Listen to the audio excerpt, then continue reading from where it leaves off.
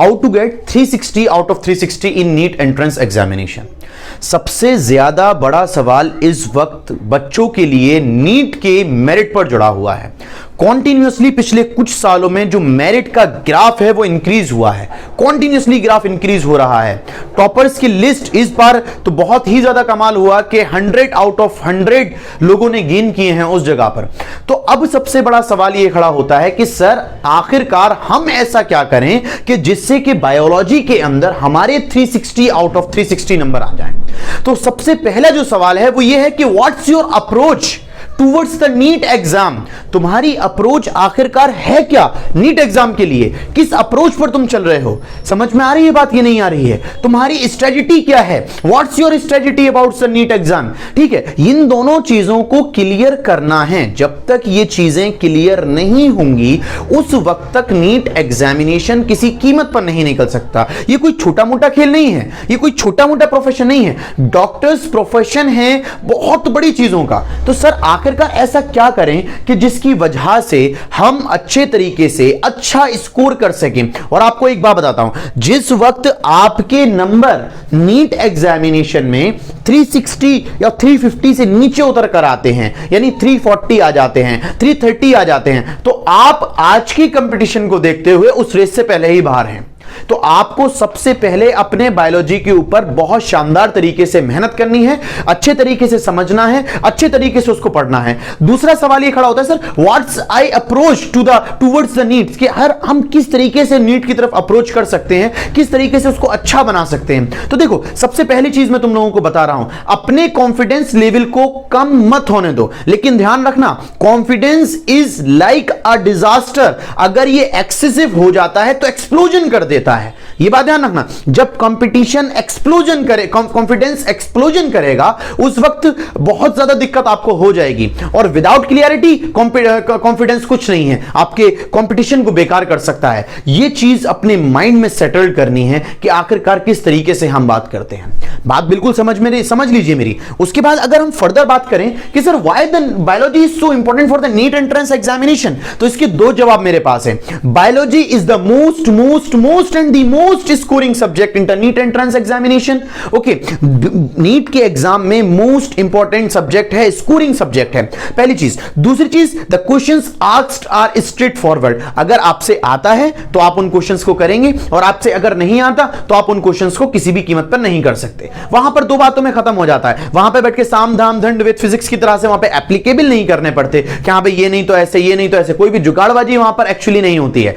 Come on, मेरी बात समझ में आ रही है ना तुम लोगों को? आखिरकार मैं क्या बताना चाह रहा हूं। उसी के बाद अगर हम फर्दर रोशनी डालें किन चीजों पर, मैं तुमको बताता हूं कि ये अप्रॉक्सीमेटली पूरे नीट के वेटेज का 50% फॉर्म करती है। Biology forms 50% of the NEET weightage. मेरी बात समझिए कि आखिरकार मैं क्या कह रहा हूं। बायोलॉजी 50% बनाती है। 2 पॉइंट आपके पास हैं बायोलॉजी के अंदर बहुत ज्यादा मेहनत करने पे, आप रखिए, आप सारे स्लॉट रखिए, कोई इश्यूज नहीं है। लेकिन बायोलॉजी इतनी जबरदस्त आपकी तैयार होनी चाहिए कि अगर रास्ते में कोई सोते पर भी आपको उठा के पूछता है ना कि बेटा ये चीज क्या है, ये कंपटीशन क्या है, ये कंसेप्ट क्या है, इन मिनरल्स का क्या काम है, इन वाइटामिन का क्या काम है, इनके फर्दर नेम क्या है, साइंटिफिक नेम क्या है, अगर आपसे कोई भी सवाल पूछता है तो आप उसके बारे में उसको 4 बातें ज्यादा बता सकते हैं। ये चीज अपने दिमाग में क्लियर करनी है। लेकिन सर आपने अभी तक हमको समझाया नहीं कि आखिरकार किस तरीके से हम अचीव कर सकते हैं, किस तरीके से हम 360 आउट ऑफ 360 लेकर आ सकते हैं। तो देखो, जो सब YouTube भरा पड़ा है, all the YouTube channel said that biology is the NCERT is the Bible for the biology.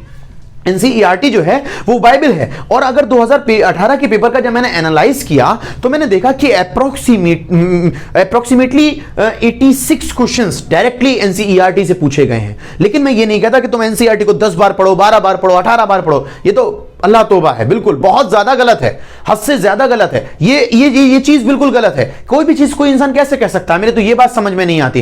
Conceptual biology को पढ़िए, you have to follow the conceptual biology. ये बात ध्यान रखना, तुम लोगों को बहुत स्ट्रेटेजिकली पढ़ना है क्योंकि टाइम बहुत ज्यादा कम है, कंपटीशन बहुत ज्यादा हाई है, और धीरे धीरे करके स्टूडेंट की जो स्ट्रेंथ है वो बढ़ रही है नीट की तरफ। ये चीज अपने दिमाग में तुम लोगों को यहां पर रखनी है। बात बिल्कुल क्लियरिफाई हो रही है यहां तक या नहीं हो रही है? मैं क्या तुम लोगों को समझाना चाह रहा हूं, पहली चीज। दूसरी चीज क्या हुआ कि sir how to prepare for the biology, हम बायोलॉजी के लिए किस तरीके से तैयारी कर सकते हैं। देखो सबसे पहले तुम लोगों को क्या काम करना है कि क्लास 11th क्लास 12th की दोनों की बायोलॉजी तुमको अपनी एनसीईआरटी रखनी है, लाइन बाय लाइन उनको पढ़ना है, प्रीवियस ईयर्स क्वेश्चंस रखने हैं और सर्टिफाइड कोचिंग्स के या आपके जो भी मेंटर हैं उनके नोट्स रखने हैं। इसके अलावा आपको कहीं नहीं देखना है, ये बात ध्यान रखना।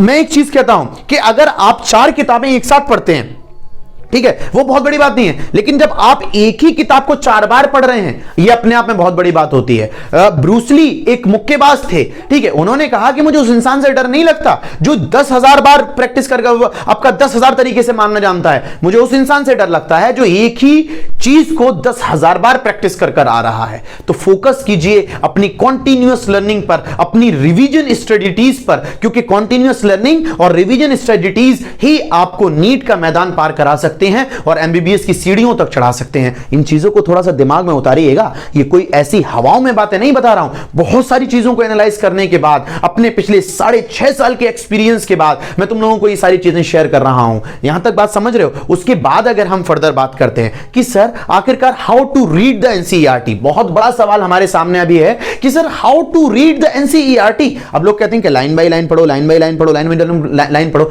ऐसा नहीं है। How to read the NCERT का मतलब है कि सबसे पहले तुम लोगों को थ्योरी पढ़नी है, एक एक चीज तुमको पढ़नी है, एक एक चीज तुमको पढ़नी है। एक चीज मैं तुम लोगों को और बताता हूं, सबसे पहले बच्चे क्या गलती करते हैं कि पहले एनसीईआरटी पढ़ते हैं, फिर मेंटर के नोट्स लगाते हैं, फिर कहते हैं यार ये तो हमारे मेंटर ने तो बहुत ज्यादा लिखवा रखा है, एनसीईआरटी में तो है नहीं। सबसे पहले तुमको अपने मेंटर के नोट्स पढ़ने हैं, जो भी सर्टिफाइड कोचिंग है तुम्हें उसके नोट्स पढ़ने हैं, और उस सर्टिफाइड कोचिंग के नोट्स के बाद तब तुमको एनसीईआरटी को पढ़ना है। और एक दफा नहीं पढ़ना, जितनी दफा तुम पढ़ सकते हो उतनी दफा तुमको एनसीईआरटी को पढ़ना पड़ेगा at any how if you want to get a selection in NEET entrance examination. That's why it is very important तुमको previous years questions लेने हैं। तो पहली चीज मैंने तुम लोगों को क्या बताई है कि तुम क्लास 11th की NCERT लोगे, क्लास 12th की NCERT लोगे, previous years क्वेश्चन तुम लोग उस जगह पर वहां पर लोगे, और उसके बाद तुम लोग क्या लोगे कि भाई topic wise previous years question लेने हैं, चैप्टर वाइज लेने हैं, और फिर क्या करना है कि अपने आप को उस कंडीशन में रखना है जिस कंडीशन में आप एग्जामिनेशन हॉल में बैठते हैं। ये नहीं कि आप प्रीवियस ईयर्स क्वेश्चन पूरे के पूरे ले आए,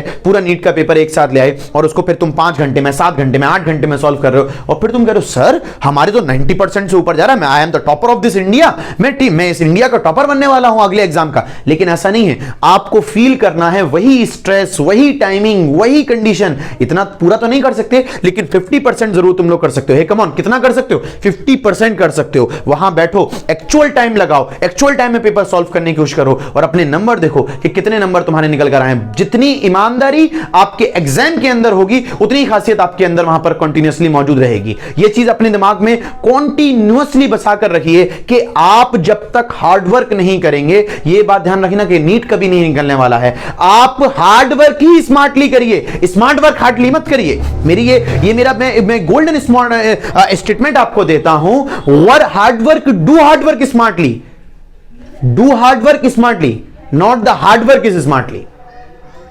यहां तक बात मेरी समझ में आ रही है कि नहीं आ रही है? मैं आप लोगों को क्या समझाना चाह रहा हूं, किस स्ट्रेटजीज पे मैं बता रहा हूं। और अगर तुमने सारी चीजें पढ़ ली हैं, सर हमने एनसीईआरटी पढ़ ली है, सर हमने आपका कोचिंग के मॉड्यूल्स लगा लिए हैं, और एक बात ध्यान रखना, तुम लोगों को मेंटर फॉलो सिर्फ एक ही करना है, एक ही चीज को फॉलो करना है, सारी चीजों को नहीं पढ़ना कि भाई अब तुम लोग ये भी पढ़ रहे हो, ये भी पढ़ रहे हो। नहीं, इससे नहीं होता। किसी भी बुक में 2 से 4 पॉइंट ज्यादा होते हैं, इससे ज्यादा कोई वेरिएशंस नहीं निकल कर आता है। तो तुमको बहुत बहुत बहुत अच्छे तरीके से इन सारी चीजों को फॉलो करना है, आगे बढ़ना है, और अच्छे तरीके से समझना है कि आप क्या कर सकते हैं। अगर आप एक्स्ट्रा कुछ लगाना चाहते हैं, आपके पास टाइम बहुत है, जो लोग 2023 के लिए प्रिपेयर कर रहे हैं, 22 के लिए प्रिपेयर कर रहे हैं, तो वो लोग ये काम कर सकते हैं कि वो आपका ट्रूमेंस की बायोलॉजी के.एन. भाटिया और एम.पी. त्यागी के नाम से आती है, कैम्बल की बायोलॉजी आती है, वो ले सकते हैं। सजेस्टेड नहीं कर रहा हूं, ये बात है, कैम्बल की बायोलॉजी मैं सजेस्ट नहीं कर रहा हूं, ठीक है। बिना आपका मेंटर के उसको पढ़ना, बिना टीचर के पढ़ना अपने आप में एक बहुत बड़ा काम हो जाता है। लेकिन अगर आपको ज्यादा पढ़ना है, कुछ एक्स्ट्रा गेन करना है, तो आपको उस फॉर्मेशन पर काम करना होगा।